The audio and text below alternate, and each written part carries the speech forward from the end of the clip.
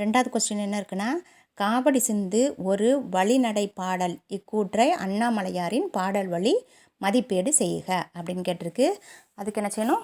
குறிப்பு சட்டகம் போடணும், முன்னுரை போடுறோம்.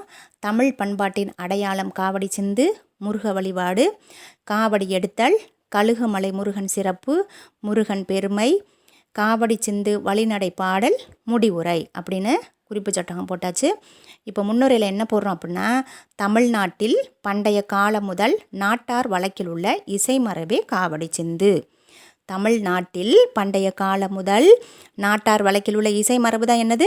காவடி சிந்து. காவடி சிந்து பற்றி அண்ணாமலையாரின் பாடல் வழி காண்போம் அப்படின்னு முன்னுரையில் எழுதுகிறோம். அடுத்தது என்ன இருக்குது? தமிழ்நாட்டின் தமிழ் பண்பாட்டின் அடையாளம் காவடி சிந்து. அதில் என்ன எழுதுகிறோம்னா, உலகெங்கும் வாழும் தமிழர்கள் குன்றுதோறும் வீற்றிருக்கும் முருகன் கோயில்களில் காவடி எடுத்து ஆடுவது வழக்கமாக உள்ளது. உலகெங்கும் வாழும் தமிழர்கள் குன்றுதோறும் வீற்றிருக்கும் முருகன் கோவில்களில் காவடி எடுத்து ஆடுவது என்னது? வழக்கமாக உள்ளது. காவடி தமிழ் பண்பாட்டு கூறுகளில் ஒன்றாகும். காவடி அப்படிங்கிறது தமிழ் பண்பாட்டு கூறுகளில் ஒன்றாக விளங்குகிறது.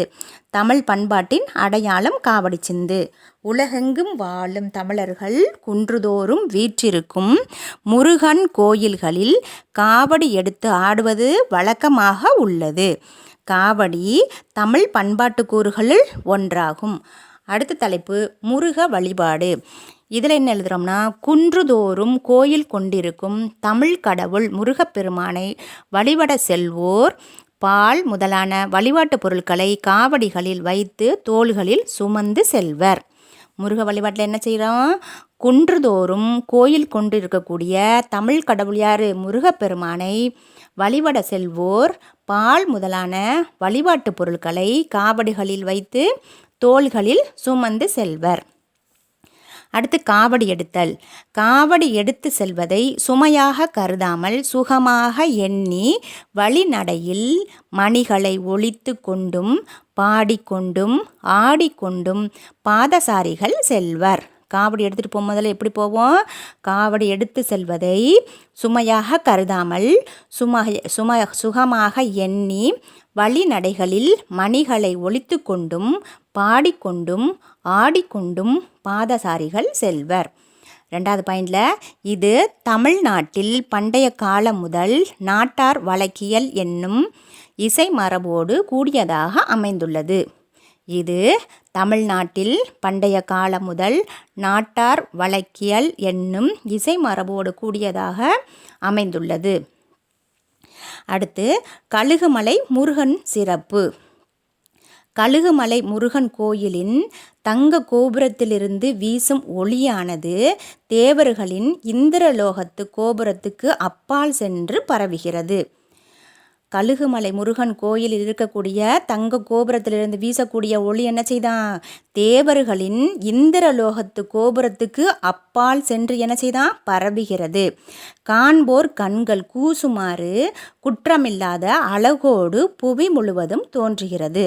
காண்போர் கண்கள் கூசுமாறு என்ன செய்தான்? குற்றமில்லாத அழகோடு புவி முழுவதும் தோன்றுகிறது.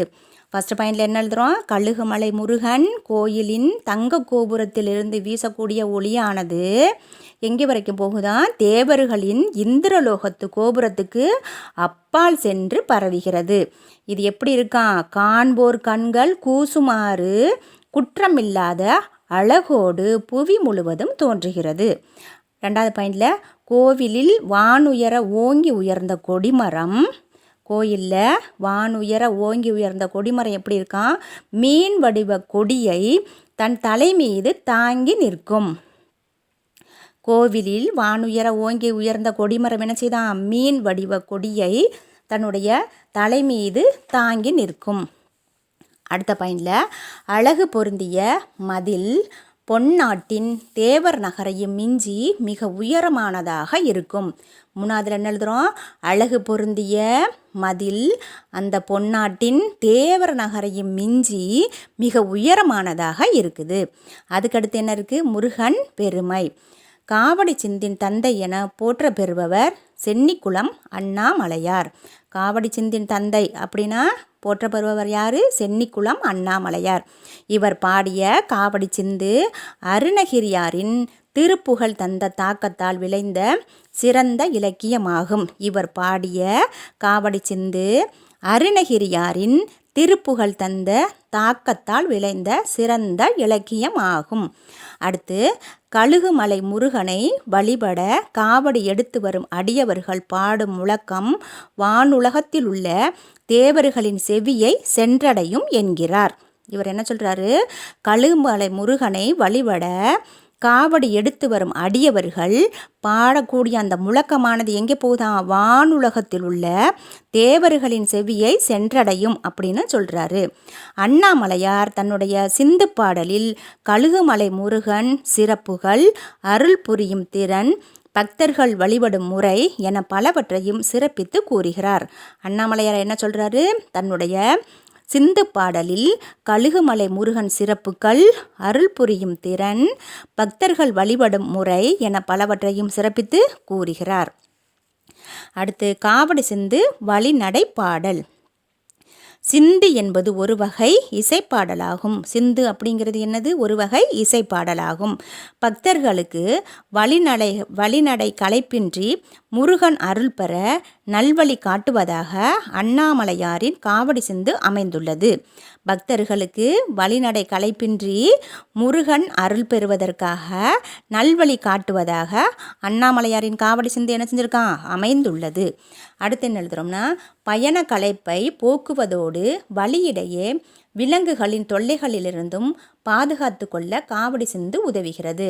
பயண களைப்பை போக்குவதோடு அந்த வழியே போக முதல்ல விலங்குகளின் தொல்லைகளிலிருந்து பாதுகாத்து கொள்ள காவடி சிந்து உதவுகிறது. கீழே என்ன செய்வோம்?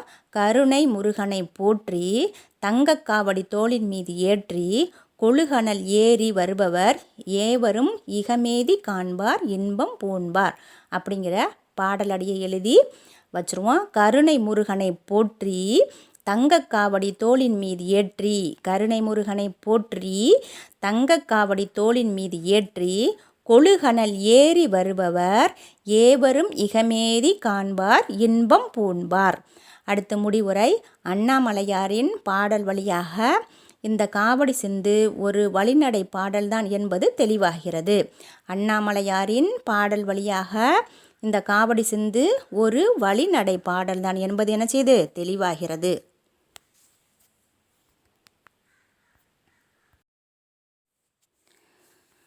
அடுத்து 3வது கொஸ்டின் என்ன இருக்குன்னா,